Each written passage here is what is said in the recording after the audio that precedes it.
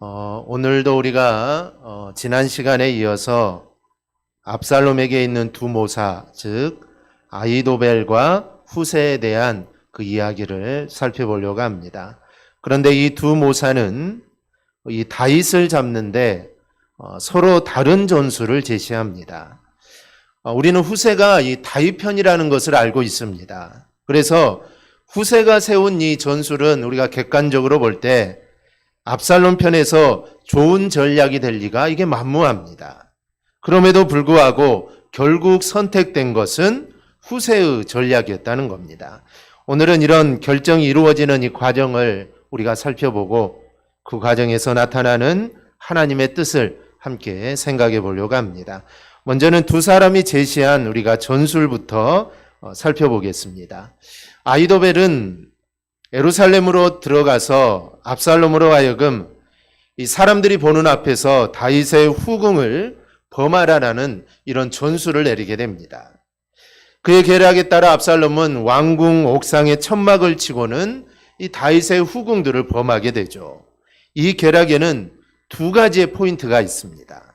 첫째는 이제 압살롬과 다윗은 이제 영원히 함께 할 수 없는 이제 적이 되었다는 것입니다. 사실 다윗은 압살롬이 자신의 후궁들을 범하리라고는 이거는 꿈에도 생각하지 못했습니다. 일어날 수도 없는 일이죠. 후궁이는 하지만 어쨌든 아버지의 부인인데 아버지의 부인을 범한다는 것은 이거는 율법적으로도 있을 수 없는 일입니다. 그래서 설마 이런 일이 일어난 거라는 것을 생각하지 못했다는 것이죠. 그래서 아히도벨은 이렇게 함으로써 이제 이 둘은 이제 서로 물러설 수 없는 지경에 서게 된 것입니다. 둘째는 그러면서 이제 명실상부하게 예루살렘을 다스리는 자는 다윗이 아니라 압살롬이라는 것을 보여주는 역할을 합니다. 왜냐하면 이제 압살롬이 하고자 하는 것을 마음대로 할 수 있기 때문입니다. 압살롬은 무슨 일이든지 다 할 수 있습니다. 다윗의 후궁을 범했으니 그가 못할 일이 뭐가 있겠습니까? 그래서 예루살렘의 주인은 다윗이 아니라 압살롬이라는 것을 보여주는 겁니다. 아히도벨은 압살롬과 다윗이 원수지간, 그것도 철천지 원수지간이 만드는데 이게 주력을 합니다. 왜냐하면 원래는 아히도벨도 다윗의 모사였는데 이제 압살롬의 편에 들었으니 이 전쟁은 이 반역은 성공을 해야 합니다. 그래야 자기의 목숨을 보장할 수가 있게 되는 것이죠. 그래서 이제 아히도벨은 후속 전술을 제시합니다. 그가 제시한 전술이 1절에 나오는데 자신에게 12,000명의 군사를 달라는 겁니다. 그러면 오늘 밤에 내가 다윗의 뒤를 추격하여 그가 고나고 힘이 빠졌을 때 기습하겠다는 겁니다. 여기서 오늘 밤이라고 합니다. 이 오늘 밤은 다윗이 성을 떠나 도피하고 압살롬이 예루살렘에 입성한 그날 밤을 의미합니다. 즉 아히도벨은 다윗이 급히 도망하느라고 전열을 정비할 시간이 없을 때 그리고 먼 길을 가야 되니 또 얼마나 피곤하겠습니까? 급하게 도망갔으니 마차나 이런 것도 없을 겁니다. 그러니 그 틈을 타 공격을 해서 다윗을 제거하겠다라는 것이죠. 우리는 이러한 사실을 통해 아히도벨이 다윗을 제거하기 위해 얼마나 열심이었던가를 우리가 짐작할 수 있습니다. 그래도 한때는 자기가 섬겼던 주군인데 그러면 좀 예의를 갖춰야 되는데 아히도벨은 그런 게 없습니다. 어떻게 해서든지 이 반란을 승리로 이끌고 다윗을 제거하는데 아주 열정을 갖고 있었던 것이죠. 이와 같이 다윗을 제거하기 위해 혈안이 되어 있는 이 아히도벨의 이 모습은 오늘날 우리의 영적 싸움의 대상인 사단의 모습과 완전하게 일치합니다. 즉 우리의 원수인 사단도 교회와 성도들을 넘어뜨리기 위해 정말 성도들에게 잠시의 쉴 틈도 주지 않고 공격을 감행하는 것입니다. 따라서 사단과의 영적 전쟁을 수행하는 우리 성도들은 절대로 순간적인 방심도 허용해서는 안 됩니다. 사단은 지금 이 순간에도 정말 우는 사자와 같이 온 땅을 두루다니며 삼킬 자를 찾고 있습니다. 그러다가 사탄의 레이더망에 걸리기만 하면 그 틈을 놓치지 않고 기습함으로써 성도들을 쓰러뜨리는 것입니다. 주님께서 잡히시던 날 밤에 베드로는 주님으로부터 이런 말을 듣습니다. 시험에 들지 않기 위해 깨어 기도하라. 주님이 말씀하시죠. 그런데 베드로는 주님이 말씀하셨지만 깨어 있지 못했습니다. 주님은 정말 피땀 흘리며 기도하는 그 순간에 베드로는 잠을 자고 있었죠. 그 결과 그는 주님을 부인하는 자리에 서게 됩니다. 그냥 부인하는 것도 아니고 저주하면서 주님을 부인하는 자가 되어버리죠. 물론 그는 나중에 주님의 은혜로 다시 사도직이 회복되기는 하지만 일순간의 방심, 즉 한순간의 그 방심이 그를 무력하게 만들어 버렸다는 것입니다. 그러므로 이 사단과의 영적인 전쟁을 위해 우리 성도들은 잠시의 방심도 금물인 것입니다. 미국의 육군사관학교인 이 웨스트 포인트를 수석으로 졸업하고 미국 역사상 이 최고의 천재 전략가로 알려진 이 메가더 장군이 이런 말을 한 적이 있습니다. 전투에 패배한 지휘관은 용서받을 수 있어도 경계에 실패한 지휘관은 용서받을 수 없다라는 겁니다. 전쟁이 임했는데 전력이 모자라서 전쟁을 해서 지는 것은 이건 어쩔 수 없습니다. 내가 노력은 했지만 이 전력 차이가 너무 나서 그 전쟁에서 지는 거, 그거는 괜찮다는 겁니다. 그런데 사전에 경계를 게을리하여서 기습을 받아 패전했다면 이거는 용서받을 수 없다는 것입니다. 이 점은 영적인 전쟁에서도 동일합니다. 우리가 실수하지 않기 위해, 즉 내가 죄를 범하지 않기 위해 내가 부단히 노력했음에도 불구하고 우리의 연약함으로 인해 내가 불가피하게 영적 전쟁에서 지는 거, 이거는 어쩔 수 없습니다. 내가 노력했기 때문이죠. 부단히 노력했는데 내가 연약해서 졌습니다. 그럼 이거는 괜찮습니다. 그런데 평소에 우리의 삶이 정말 나태해 있어서 그 게으름으로 인해서 사단에게 틈을 탈 그 순간을 주어서 우리가 이로 인해 넘어지고 죄를 범한다면 이거는 정말 수치스러운 일이 아닐 수 없습니다. 그러므로 우리 그리스도의 군사로 부름받은 우리는 오늘 주님의 말씀처럼 시험에 들지 않기 위해 항상 깨어 있어야 합니다. 늘 말씀에서 떠나지 말며 기도를 쉬지 말아야 합니다. 우리는 잠시의 방심도 허용하지 않는 이 사단의 공격에 넘어지지 않고 이를 우리가 제압하기 위해 영적 무장을 한시도 풀지 말아야 합니다. 그리고 주님이 주시는 능력과 권세를 통해 사단을 대적해야 합니다. 그래서 우리가 사단을 대적하면 사단은 피해가는 것입니다. 그게 주님의 말씀이죠. 다시 원문으로 돌아와 보면 아히도벨이 12,000의 군사를 달라는 것은 지금이 바로 다윗을 완전히 무너뜨릴 수 있는 기회라고 여겼기 때문입니다. 더구나 이건 아주 중요한 일이기 때문에 다른 사람에게 맡기는 것이 아니라 자신이 하겠다는 것입니다. 그래서 12,000명의 군사를 달라는 것이죠. 아히도벨이 생각한 건 또 하나가 있습니다. 만약 다윗과 대대적인 전쟁을 만약에 치른다면 이게 그 전쟁에서 승리한다고 해도 이건 지혜로운 게 아닙니다. 왜냐하면 양쪽에 많은 사람들이 죽게 되겠죠. 전략가는 모사는 전쟁을 하지 않고 승리하게 하는 게 이 모사가 할 일입니다. 그런데 두 진영이 대대적으로 싸워서 만약에 많은 사람들이 죽게 된다면 설상 승리한다고 해도 백성들은 마냥 기뻐할 수가 없기 때문입니다. 그래서 아히도벨은 다윗만 제거하면 된다는 겁니다. 다윗만 제거하면 모든 게 다 끝납니다.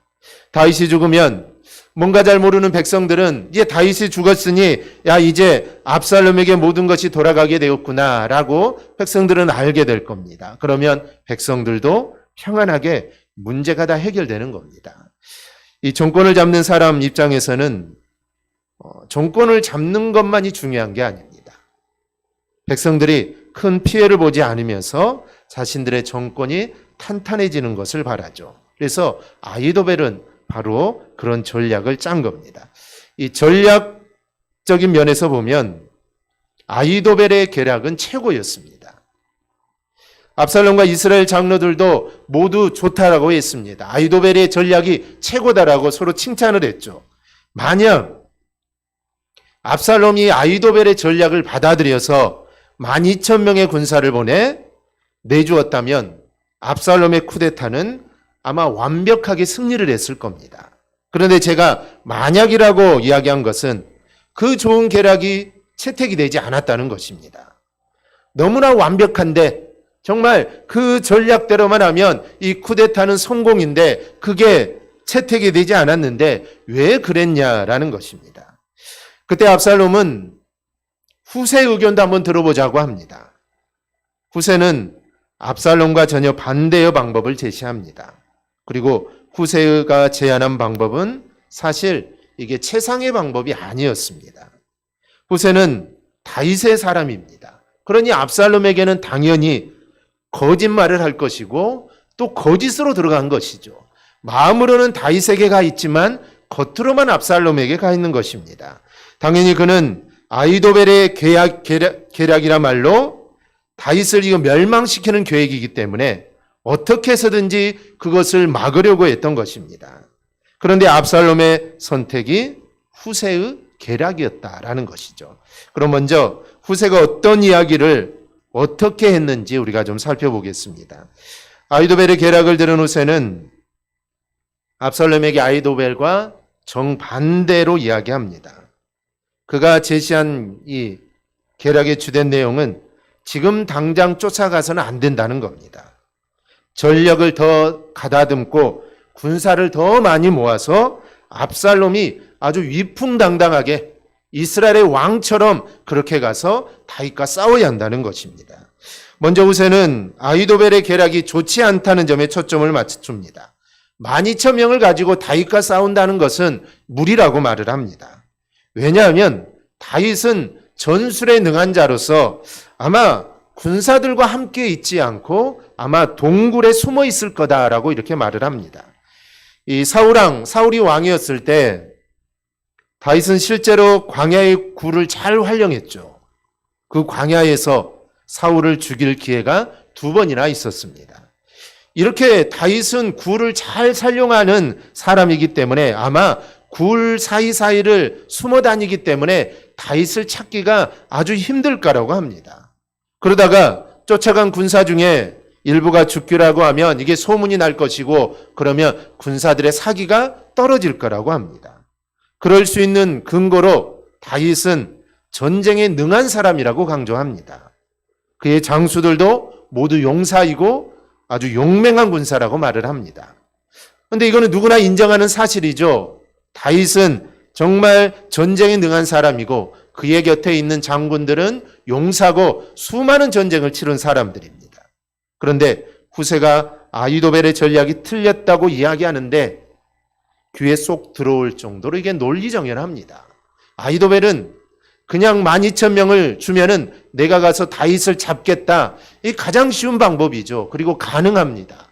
그런데 후세가 말하는 것은 어찌 보면은 좀 말이 맞지 않는데 논리정연하게 잘 이야기를 해서 이게 머리에 쑥쑥 들어온다는 것이죠. 그래서 자연스럽게 후세의 계략에 압살롬이 관심을 갖게 됩니다.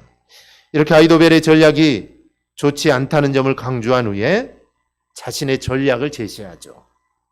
이스라엘 군대를 모으라는 겁니다. 바닷가에 모래처럼 엄청나게 많이 모아서 그 군대 앞에 압살롬이 납서서 나가라고 합니다. 이거는 이스라엘의 총동원령을 내리라는 겁니다. 압살롬은 이제 그럴 만한 위치에 있다라는 것을 사람들에게 보여주라는 것이죠. 이런 말을 들은 압살롬의 기분이 어땠을까요? 기분이 좋았겠죠. 내가 이스라엘의 왕이구나. 그래, 나에게는 이런 수십만의 군사가 있다는 거, 내가 나타내는 거, 그리고 그 앞에 자기가 서 있으니 이 얼마나 자신을 드러내는 일입니까?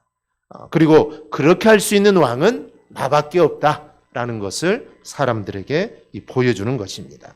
하지만 후세가 그런 계략을 말한 이유는 하나입니다.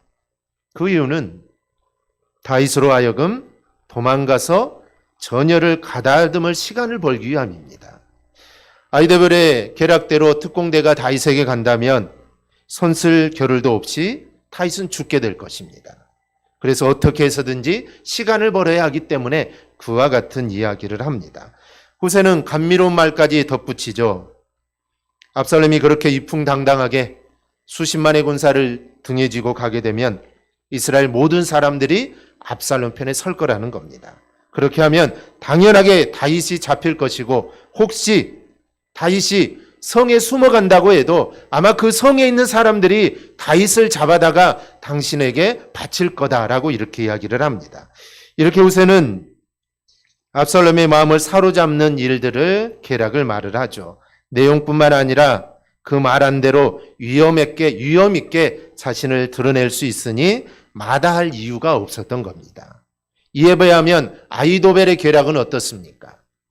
무슨 야바이꾼이나 하는 그런 전략 같습니다. 몰래 가서 왕을 잡는데 몰래 쫓아가서 피곤하고 지쳐있는 그 왕을 잡아서 죽이자고 하니, 이거는 야바이꾼이나 하는 그런 전략으로 이제 이렇게 생각이 된다는 것이죠. 그래서 후세의 전략에 압살롬이 넘어가게 됩니다. 후세가 다윗에게 달려왔을 때 예루살렘 성으로 다윗이 후세한테 돌아가라고 합니다. 바로 이런 계략을 위한 것이었습니다. 그만큼 후세는 압살롬의 편에 선다고 하면은 압살롬이 거절할 수 없는 지혜를 가진 사람이 후세였던 것입니다. 다만 압살롬은 단 하나를 보지 못했습니다. 그것은 바로 후세가 다윗의 편이라는 것이죠. 그러니 지금 후세가 말하는 것은 다 거짓입니다. 이것을 알았다면 후세의 말을 선택하지 않고 아히도벨의 말을 선택해서 자신의 왕궁을 세우는데 아마 성공을 했을 것입니다. 그러면 둘째로 우리는 이 이야기에서 얻을 교훈이 무엇입니까? 어떤 교훈을 우리가 얻을 수 있습니까? 우리가 하나님의 일을 위해서라면 정말 위급할 때 내가 후세처럼 거짓말을 해서라도 우리가 위기를 넘겨야 하느냐, 이런 교훈일까요? 아니면 상대방의 진영에 내 사람을 심어 놓아야 한다, 이런 교훈일까요? 이것은 어느 하나 하나님이 기뻐하시는 교훈이 아닙니다. 그리고 오늘 본문이 우리에게 말하는 것도 아닙니다. 후세의 이 모략으로 다윗이 살아난 일, 그리고 압살롬의 입장에서 보면 이 후세의 계략을 선택함으로써 우리가 얻을 수 있는 신앙의 교훈은 크게 두 가지인데요. 하나는 하나님께서 당신의 언약을 이루어 나가셨다는 점입니다. 오늘 이야기의 포인트, 오늘 이야기의 중요한 점은 후세의 거짓 진술이 아닙니다. 거짓 전술이 아닙니다. 물론 우리가 후세 입장이라면 아마 우리도 후세처럼 최선을 다해야 합니다. 의로운 결과를 막기 위해서 내가 할 수 있는 일들을 다 해야 된다는 것이죠. 사실 후세의 전략은 압살롬을 위한 것이 아니라 다윗을 위한 것이니 그는 최선을 다한 겁니다. 우리는 어떤 상황에 놓였든지 포기하지 않고 끝까지 최선을 다하는 자세를 우리는 가져야 합니다. 그것은 당연합니다. 하지만 본문이 우리에게 주는 교훈은 아닙니다. 사실 압살롬이 자신에게 이로운 방법인 아히도벨의 방법을 포기하고 후세의 계략을 선택한 것은 하나님께서 그의 눈과 귀를 멀게 하셨기 때문입니다. 객관적으로 생각해 보더라도 당연히 아히도벨의 계략이 맞는 것입니다. 얼른 가서 잡아야 되죠. 놓치게 되면 이제 정비를 하게 될 것이고 군사들이 모이게 될 것이고 그러면 전쟁이 커져버립니다. 그러니 도망가는 사람을 빨리 잡는 게 이게 전략적으로 맞는 것입니다. 모든 전쟁이 다 그렇습니다. 임진왜란 때도 마찬가지죠. 왕이 피난을 가니 그 왕을 잡기 위해 얼마나 쫓아갑니까? 왕만 잡으면 그 전쟁은 끝나는 것입니다. 그러니 당연히 아히도벨의 전략이 맞는 것입니다. 누구한테 물어봐도 다 맞습니다. 그런데 후세의 전략을 택했다는 것이죠. 하나님이 그렇게 하신 것입니다. 눈을 막으셨고 귀를 막으셨던 것입니다. 그러니까 다윗을 보호하여 하나님이 다윗과 맺은 그 언약을 이루시기 위해 하나님께서는 압살롬으로 하여금 후세의 의견이 채택되도록 하셨던 것입니다. 이스라엘 백성이 애굽에서 종살이를 했을 때 그들의 기도를 들으시고 하나님 모세를 애굽에 보냅니다. 그리고 애굽에 10가지 재앙을 내리죠. 그 10가지 재앙 하나하나가 얼마나 무서운 재앙입니까? 정말 상상할 수도 없는 무서운 재앙인데 이 바로왕은 이스라엘 백성을 보내지 않습니다. 첫 번째 재앙도 두 번째, 세 번째, 네 번째, 10번째 재앙까지 갔을 때도 9번째까지 절대로 보내지 않습니다. 왜 보내지 않았을까요? 성경을 보면 하나님께서 바로의 마음을 강팍하게 하셨습니다. 하나님께서 바로의 마음을 주장하신 것이죠. 그래서 안 보낸다는 것입니다. 아마 신하들은 빨리 보내자고 했을 겁니다. 이러다가 우리나라가 다 망할 것 같으니 빨리 보내버리자 했는데 바로 왕은 안 보내는 것입니다. 하나님이 그렇게 하신 것이죠. 그래서 애굽이라는 나라에 정말 여호와가 얼마나 위대하신 분인가를 애굽에 나타나기 위해서, 나타내 보이기 위해서 하나님이 그렇게 하신 것입니다. 오늘도 마찬가지입니다. 하나님이 그렇게 하신 것입니다. 사람으로서는 할 수 없는 일이죠. 사람으로서는 아히도벨을 계략을 채택해야 되지만 하나님이 막으셔서 후세의 계략을 채택하시는 것입니다. 이런 부분에서 우리가 또 하나 착각하지 말아야 할 게 하나 있습니다. 우리가 최선을 다해서 무언가 노력을 했기 때문에 하나님이 나에게 복을 준 줄 압니다. 이건 일반적인 것입니다. 성도가 아니더라도 당연히 이런 자세를 사는 것은 당연하죠. 내가 노력을 했기 때문에 이런 일들이 일어났다라는 것이죠.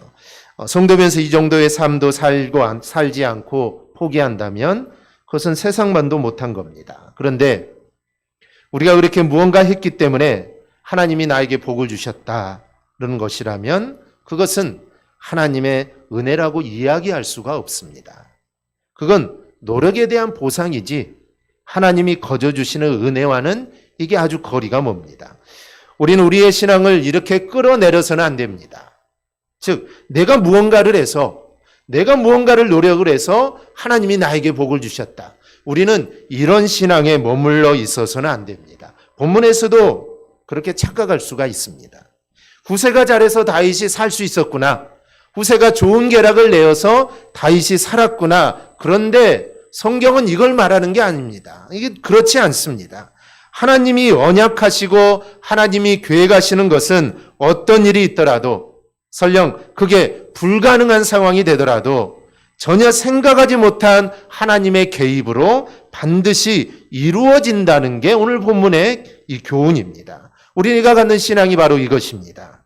그래서 성도는 절망 가운데서도 하나님을 바라보게 되는 것입니다. 성도가 세상에서 당당하게 서는 이유가 바로 여기에 있습니다. 하나님이 내 편이시고 하나님이 나를 구원하셨고 하나님이 내게 베푸신 십자가의 은혜는 이 세상의 그 어떤 것으로도 나 끊을 수 없다. 바로 이것을 아는 게 믿음이고 바로 이게 복음입니다. 그래서 믿음을 가진 자는 환난 가운데서도 당당함을 잃지 말아야 합니다.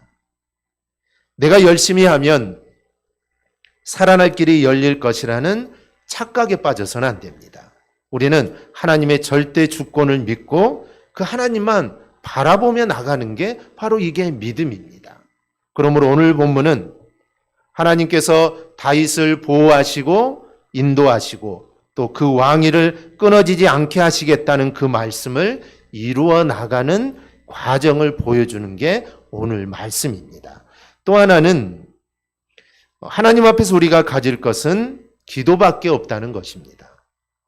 하나님께서 압살롬으로 하여금 아히도벨의 계략이 아니라 후세의 계략을 선택하게 하신 이유는 하나님의 약속을 이루는 것이다. 이것도 있지만 우리가 하나를 더 봐야 되는데 그걸 알기 위해서는 우리가 15장을 좀 봐야 합니다. 압살롬이 이 반역 소식을 듣고 황급히 예루살렘을 빠져나가는 다윗에 대한 이야기입니다. 이때 다윗의 모습을 15장 30절에서 이렇게 말합니다. 다윗이 감람산 길로 올라갈 때 그의 머리를 그가 가리고 맨발로 울며 가고 그와 함께 가는 모든 백성들도 각각 자기의 머리를 가리고 울며 올라가니라. 다윗이 도망을 가는데 맨발로 올라갔다는 것은 슬픔과 회개로 기도하며 나갔다는 것입니다. 그를 따르는 자들도 자기의 머리를 가리고 울면서 감람산으로 올라갔는데 이들 역시 다윗과 동일하게 하나님 앞에서 회개하며 올라가는 것을 의미합니다. 그래서 압살롬의 무리 중에 아히도벨이 있다라는 소식을 듣자 다윗은 15장 31절에서 여호와여 원하옵건대 아히도벨의 묘략을 어리석게 하옵소서라고 기도를 합니다. 아히도벨의 계략대로라면 압살롬의 모반이 성공하기에 그의 계략이 잘못되게 해달라고 기도한 것입니다. 그리고 32절에 후세를 만나는데 그때 표현이 어떻습니까? 다윗이 하나님을 경배하는 마루턱에 이를 때 아렉 사람 후세가 옷을 찢고 흙을 머리에 덮어쓰고 다윗을 맞으러 온지라. 하나님을 경배하는 마루턱이라는 표현도 중요합니다. 감람살에 맨발로 올라가는 것과 이들을 전부 연결하여 다윗은 기도한 것을 우리가 보게 됩니다. 하나님은 기도하는 다윗에게 지혜를 주셔서 후세를 예루살렘에 남게 한 것입니다. 그리고 하나님께서는 그렇게 남겨진 후세를 통하여 아히도벨의 지략을 무너뜨리셨던 겁니다. 그러니 다윗 입장에서는 기도밖에 한 것이 없습니다. 여러분, 성도가 절박한 시점에서 할 것은 기도입니다. 전능하신 여호와 하나님 앞에 서는 것입니다. 세상이 다 등을 돌릴 것 같을 때에도 성도는 기도하면서 하나님을 의지하며 나가는 것입니다. 하나님의 길은 우리가 알지 못하는 길입니다.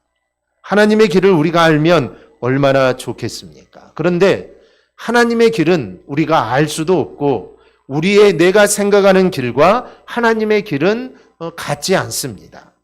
그런데 하나님께서는 기도하는 성도들에게 지혜를 주셔서 피할 길, 이길 길, 감당할 길을 열어주시는 겁니다. 그러니 성도가 할 일이 있다면 그것은 바로 기도가 가장 중요하다는 것을 우리는 알아야 합니다.